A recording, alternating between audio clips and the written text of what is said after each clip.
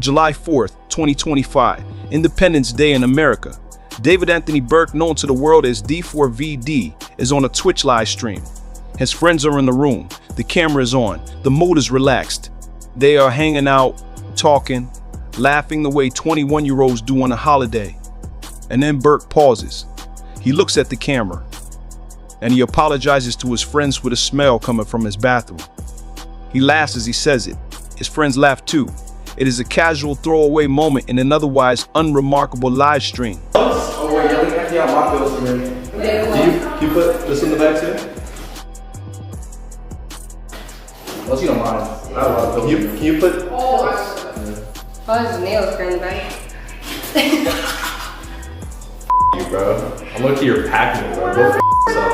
I don't even get paid, guys. I'm not even getting paid for this bullshit, bro. This, bro. F all y'all, dead ass. Oh.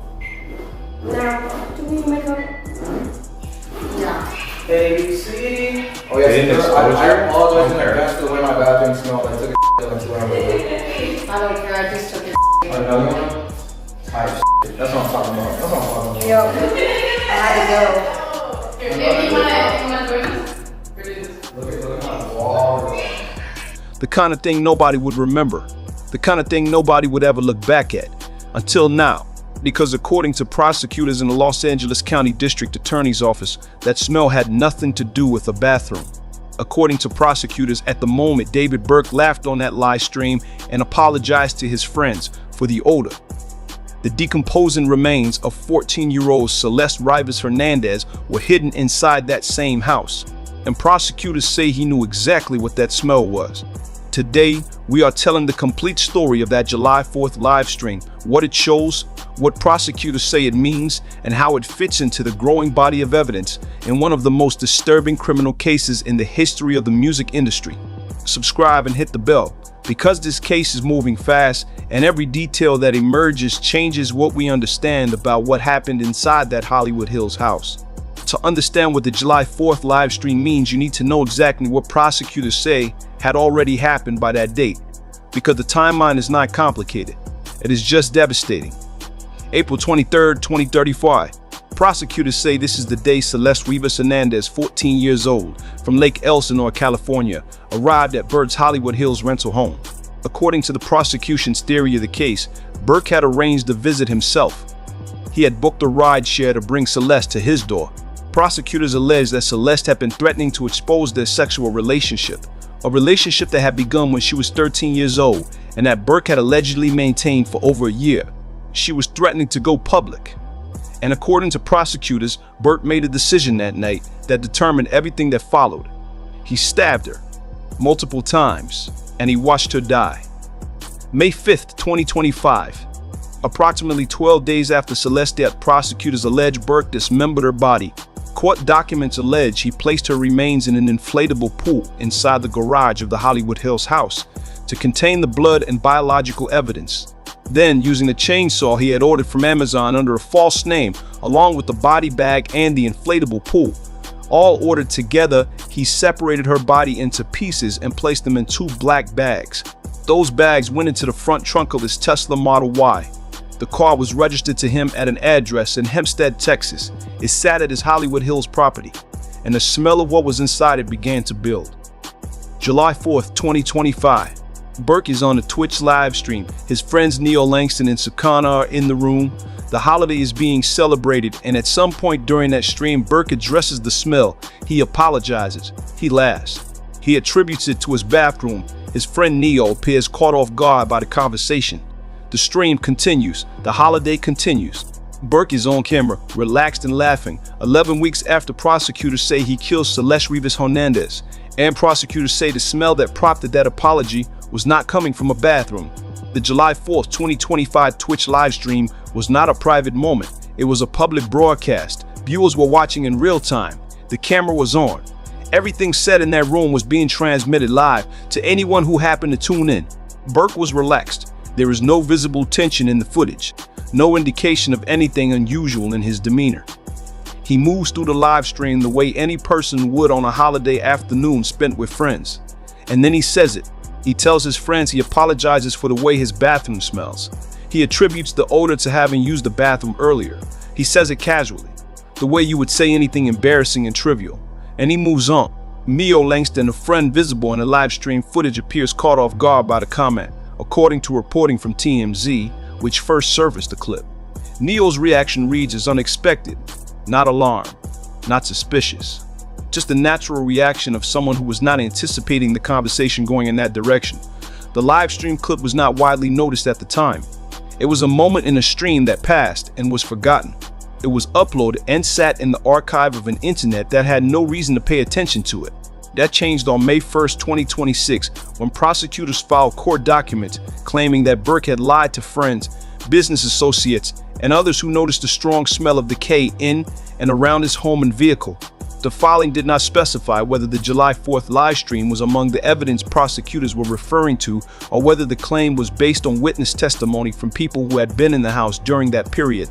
But the clip surfaced the same day, and the connection that the internet made between the July 4th live stream and the prosecution's filing about Burke lying to people about the smell was immediate and impossible to ignore.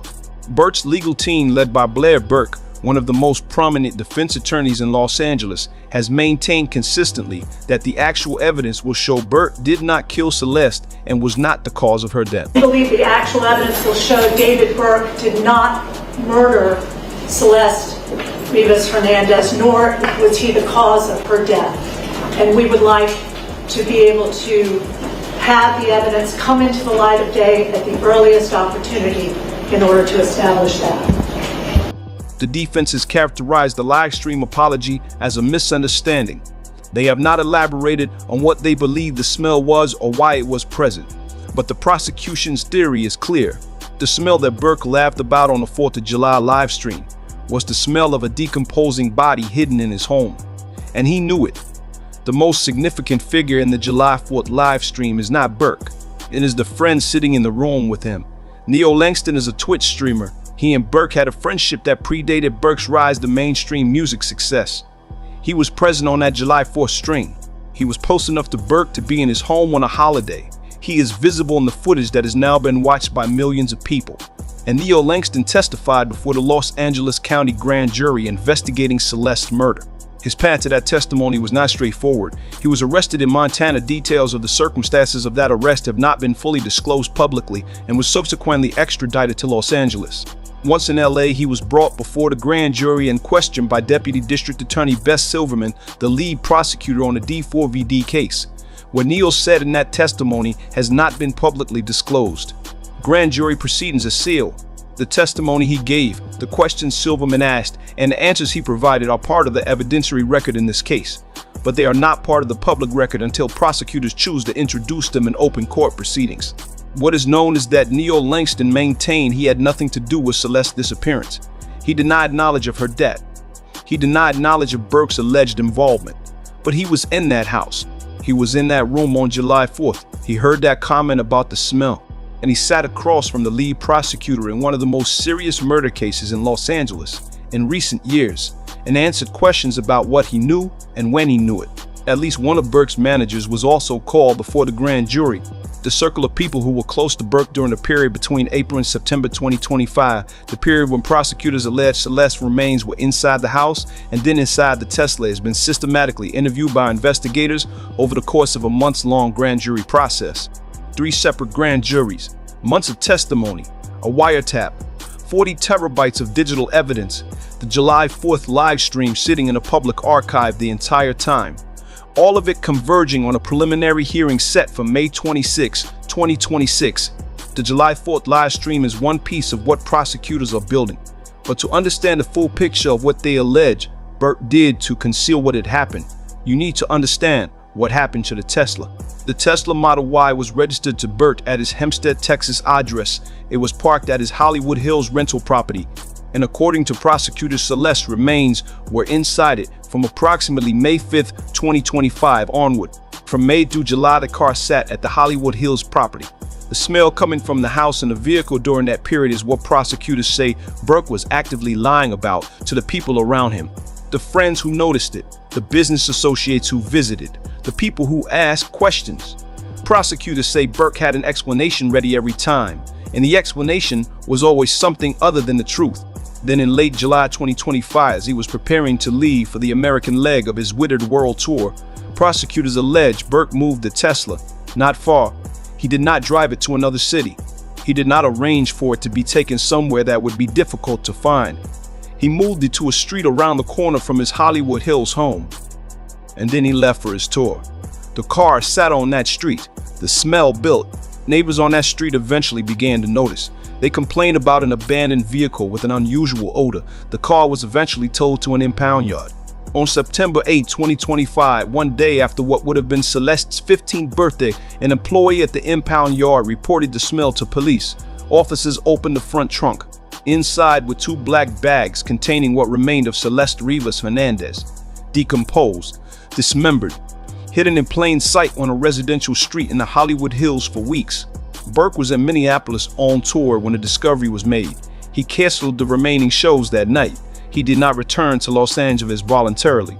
He was arrested on April 16, 2026, nearly 7 months after the discovery of Celeste remains at a residence on Mormont Avenue in the Hollywood Hills.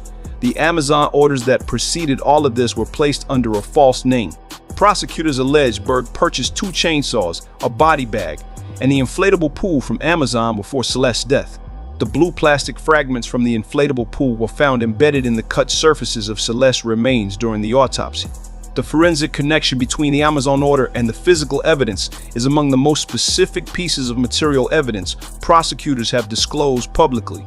Every new detail that emerges, in this case the chainsaw, the inflatable pool, the Amazon orders, the July 4th live stream, the smell, the grand jury testimony, is absorbed first by the public, by the media, by the people following this case online. But there is a family in Lake Elsinore, California that absorbs every one of these details differently. Jesus Rivas and Mercedes Martinez are Celeste's parents. They immigrated from El Salvador to California to build a life for their children. They filed 3 missing person reports for their daughter. They attended the April 20th arraignment. They heard the charges. They sat through it. And then the details kept coming daily. The chainsaw, the inflatable pool, the Amazon orders under a false name, the July 4th live stream, the smell that their daughter's decomposing body was allegedly creating while the 21-year-old man laughed on camera and apologized to his friends for what was coming out of his bathroom. On May 1st, 2026, the family released a statement through their attorney, Patrick Steinfeld. It was their final public communication. They said that in light of the gruesome details emerging almost daily, the family has decided not to make any statements now or in the future. They said there are no words to express the indescribable pain the family is experiencing right now. They said they still have bills to pay and jobs they go to every day. They said all they want is time to grieve and heal. They asked for grace and compassion, and then they were silent. A family that came to this country to build something, watching the details of what happened to their 14-year-old daughter emerge in press conferences, court filings, and social media clips, decided they could no longer be present for it publicly. They are still here. They are still waiting for justice. They are just doing it quietly now, away from the cameras and the headlines and the daily revelations that keep rewriting what the world understands about the final months of Celeste Rivas Hernandez's life. July 4th, 2025. A holiday, a live stream, friends in a room, laughter. And according to prosecutors, somewhere in that house, in a Tesla parked nearby, in the walls and the air of a Hollywood Hills rental, the evidence of what had allegedly happened 11 weeks earlier was building. A 14-year-old girl from Lake Elsinore was not on a holiday. She was not laughing. She was not anywhere she could be found. Because according to prosecutors, she had been hidden there by the man on the camera. The man laughing, the man apologizing for the smell since April. The preliminary hearing is set for May 26, 2026. That is when prosecutors will present the evidence, the live stream, the Amazon orders, the Tesla, the blue plastic fragments, the chainsaw, the 40 terabytes of digital data, the wiretap, the 3 grand jury testimonies to a judge who will determine whether David Anthony Burke goes to trial, whether he faces a jury, whether the death penalty becomes a formal part of this proceeding, and whether the family in Lake Elsinore, the family that asked for grace and compassion and went silent, gets the accountability they have been waiting for since the day their daughter did not come home. This channel will be here for every development in this case as it moves toward May 26th and beyond. Subscribe and hit the notification bell, because this case is not over and the next detail that emerges will matter.